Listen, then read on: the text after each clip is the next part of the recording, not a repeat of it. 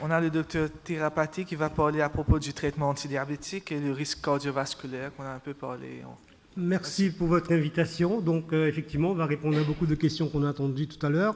Alors, le sujet, c'est déjà un sujet très défensif. Traitement antidiabétique et risque, alors qu'on traite pour des bénéfices.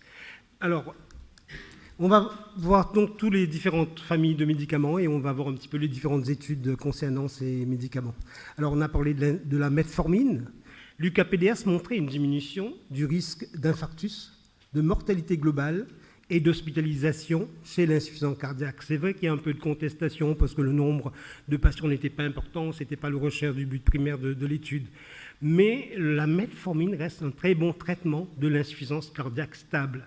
Donc selon que votre insuffisance cardiaque peut décompenser brutalement pour des troubles du rythme et tout, vous allez être très prudent, mais une fois que c'est stable, vous pouvez y aller. Alors la question, c'est effectivement l'acidose lactique.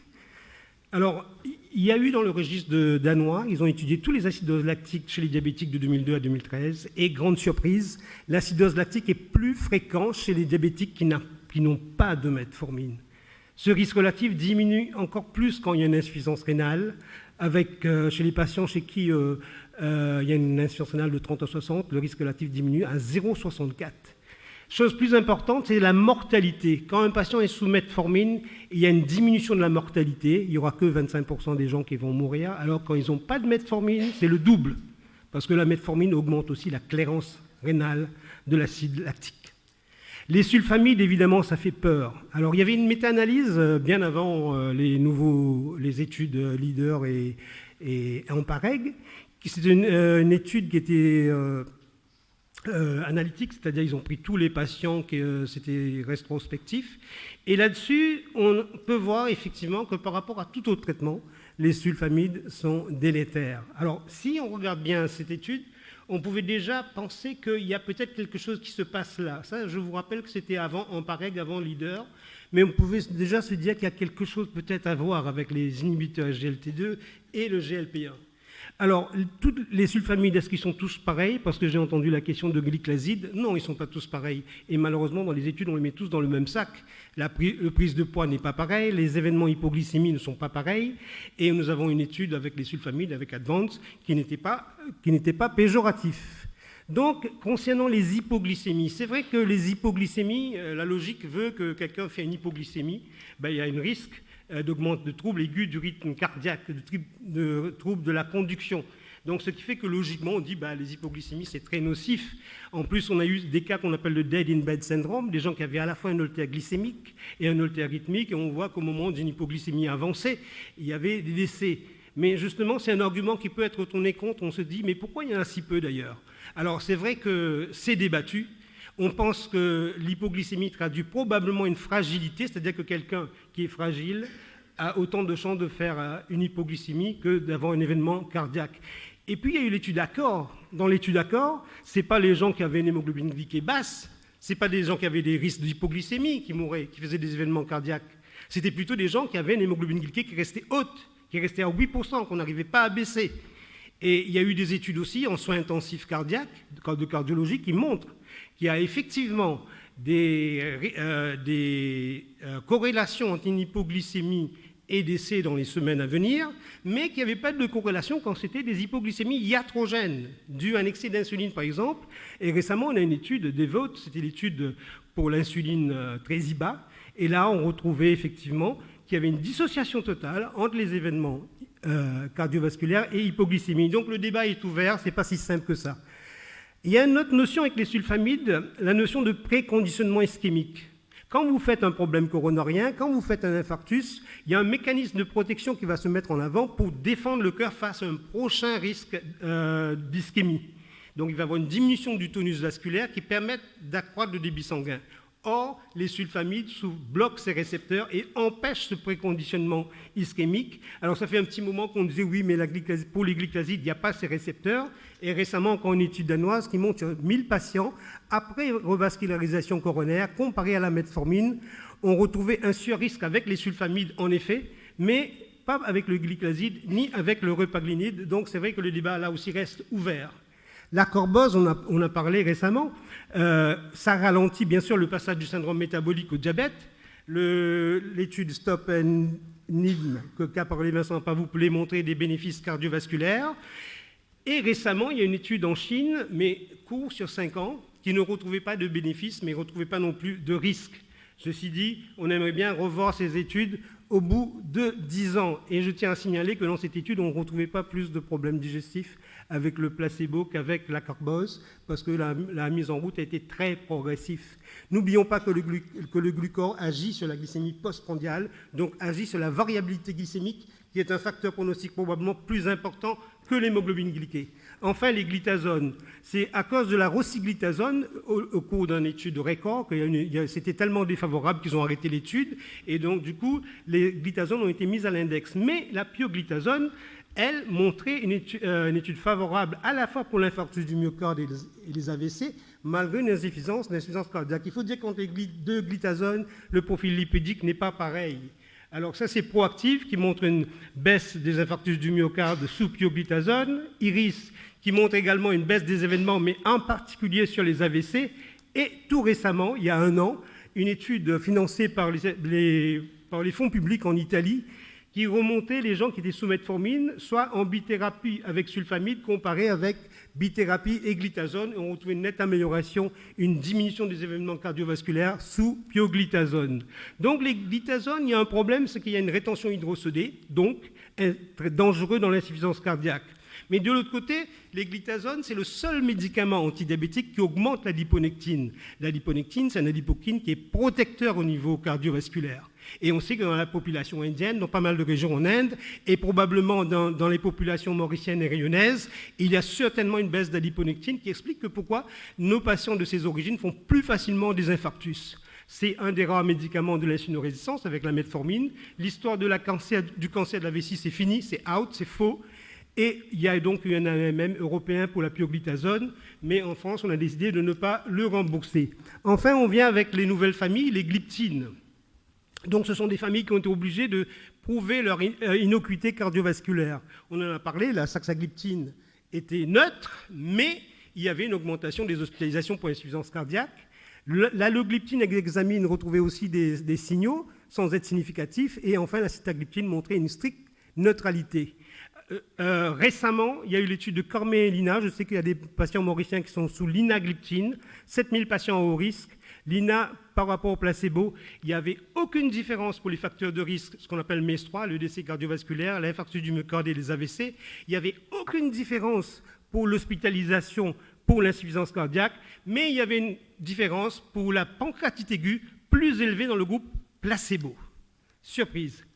Il y a également eu des études rétrospectives sur le rôle protecteur des inhibiteurs de PP4 au niveau des artères périphériques, à confirmer par des études prospectives.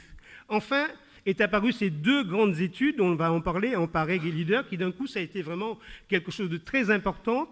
Ça a changé effectivement, changement de paradigme. Alors, les inhibiteurs SGLT2, c'est ces médicaments qui font baisser la glycémie en augmentant la glucosurie. Les 3 les plus connus sont ici. Avec l'empagliflozine, c'était une étude pour montrer la non-infériorité, qui montrait que ça ne tuait pas plus. Et qu'est-ce qu'on constate? C'était la grande surprise. 38% de baisse de la mortalité cardiovasculaire, 32% de la baisse de mortalité globale, diminution également de l'insuffisance cardiaque de 35%, avec, vous avez vu, un début de courbe très précoce. C'est-à-dire que dès que vous commencez vos médicaments, vous êtes bénéficiaire. Je vous ai donné un tableau comparatif pour voir un peu l'effet de l'empagliflozine. La simvastatine, il faut traiter 30 patients pendant 5 ans et demi pour sauver une vie, les IEC 56 pendant 5 ans, et l'empagliflozine, 39 pendant 3 ans seulement, donc pour vous montrer l'importance de ce médicament. Il y a eu donc le deuxième inhibiteur SGLT2, c'est la canagliflozine, qui ne donne pas des résultats nécessairement aussi impressionnants que l'empagliflozine. Vous avez vu qu'au niveau de la mortalité globale, ça n'atteint pas la significativité, mais tout juste. Donc c'est aussi une molécule qui est favorable. Alors, plus important, c'est de voir dans la vraie vie. C'est beau les études, mais dans la vraie vie, qu'est-ce que ça montre? Il y a une étude publiée à l'ESD en octobre 2018, mais aussi déjà à l'ADA en juin, qui suivit à peu près 1 700 000 patients, parmi lesquels on a sélectionné 300 000 pour avoir vraiment des scores de propension corrects. Et on voit que dans la vraie vie, c'est encore plus, c'est encore mieux. Moins 47 décès cardiovasculaires, moins 49% de mortalité globale. La canagliflozine, qui n'avait pas atteint de significativité sur la mortalité globale, s'est atteint. Et surtout, grande surprise encore, le problème des inhibiteurs SGLT2, c'est qu'il y avait une augmentation des AVC. Et là, dans la vie réelle, non. Le hazard ratio passe de 1,03 à 0,68. Et enfin, le troisième inhibiteur GLTD, vous allez avoir bientôt officiellement l'étude qu'ils ont fait pendant 5 ans chez 17 000 patients. Cette étude va être officialisée le mois prochain au cours de l'AHA, American Heart Association. Alors, on a déjà eu ils ont déjà commencé à donner les résultats. C'est favorable uniquement sur l'insuffisance cardiaque. Il n'y a pas d'amélioration des MACE, comme quoi dans une même famille, il faut faire attention. Surtout que ce médicament, c'est 92% des prescriptions d'inhibiteurs GLT2 en Europe, c'est la DAPA. Les GLP1, vous avez de plus en plus de GLP1 disponibles actuellement. L'étude leader qui montrait une baisse d'infarctus du myocarde et d'AVC non fatal de 22%, une baisse de la mortalité globale de 15%. Donc la Société française de diabète a recommandé dorénavant, en prévention secondaire, le Victoza est à privilégier, en prévention primaire non prouvée, on a expliqué pourquoi, en raison de l'insuffisance cardiaque, il y a une augmentation de la fréquence cardiaque. Mais le nouveau qui va arriver, donc la sémaglutide, GLP1, qui sera en injectable une fois par semaine. Il y aura aussi la forme orale. Là, il y a une baisse de la mortalité globale de 26% par rapport à la LIRAS, qui est de 13%, et de 39% des AVC non mortels. Donc, je ne peux pas m'empêcher de vous montrer le côté du poids. Au niveau du poids, il va y avoir 27% des patients qui peuvent avoir une baisse de poids de 20%. On va bientôt regretter de ne pas être diabétique quand on voit ça. Un autre GLP1 très intéressant, celle-là, c'est albiglutide. L'albiglutide, c'était pareil, un GLP1 qu'on devait effectuer une fois par semaine. Mais quand on a comparé avec les autres, c'était tellement faible que le laboratoire l'a vendu. Mais ils ont gardé l'étude qui était en cours. Et curieusement, on ne retrouve pas de baisse d'hémoglobine glyquée importante, on ne trouve aucune différence dans le poids, mais on retrouve moins 75% d'infarctus du myocarde, avec y compris une baisse de 47% de la rétinopathie. Et enfin, actuellement arrivent des nouvelles incrétines qu'on appelle les doubles agonistes, qui sont vraiment très puissants, avec des baisses majeures de l'hémoglobine glyquée. On attend les études au niveau cardiaque, donc d'autres études ont été effectuées. Et enfin, pour l'insuline, c'est vrai que l'insuline retient du sel, on a peur, mais c'était surtout des biais dus à des études rétrospectives. Plus le patient est grave, plus on met de l'insuline. On a eu 2 études qui sont tout à fait rassurantes, Origine pour la glargine et des votes pour Degludec Tresiba. Pour finir, pour conclure, donc, il y a un changement de paradigme dorénavant. Plusieurs médicaments ont montré vraiment une baisse des événements. Le pioglitazone, l'empagliflozine, la canagliflozine, la liraglutide et maintenant la sémaglutide et l'albiglutide. Un seul est prescriptible à La Réunion. Donc, en prévention secondaire, metformine à poursuivre, sauf insuffisance cardiaque stable. Liraglutide est à privilégier en prévention secondaire, sauf insuffisance cardiaque. Les inhibiteurs BP4 sont neutres, les sulfamides à éviter, débat sur la glyclaside, insuline si besoin. Donc, dans le cas d'insuffisance cardiaque, la metformine reste toujours de première intention. L'inhibiteur GLT2 est beaucoup plus puissant, mais n'est pas disponible chez nous, mais c'est à mettre, à mon avis, même en première intention. Chez les inhibiteurs BP4, éviter la sersagliptine.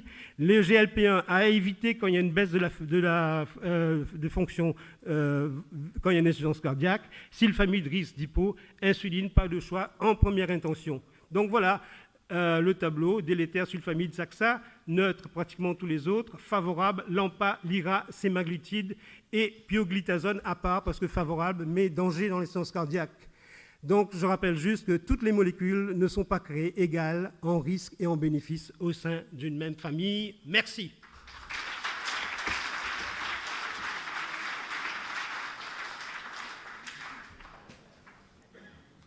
Question.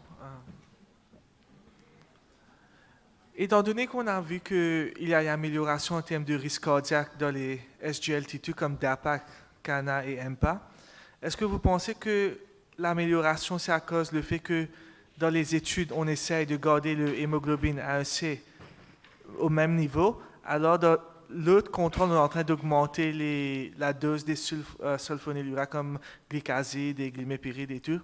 Ça peut augmenter le risque cardiovasculaire? Alors, a priori, il n'y a pas de relation très forte entre la glycémie dans ces études avec les inhibiteurs GLT2 et les événements cardiaques. Pourquoi? Parce que la baisse sur l'hémoglobine glyquée est très lente. L'efficacité est immédiate, donc ça joue automatiquement sur d'autres choses. Et puis, c'est surtout efficace dans l'insuffisance rénale, où vous n'avez même pas une baisse de 0,2 à 0,3% d'hémoglobine glyquée. Donc, l'intérêt de ces inhibiteurs GLT2 passe par d'autres mécanismes. On a parlé de fuel, on a parlé de baisse de l'hématocrite, on a parlé sur l'effet diurétique, mais pas du tout sur l'hémoglobine glyquée.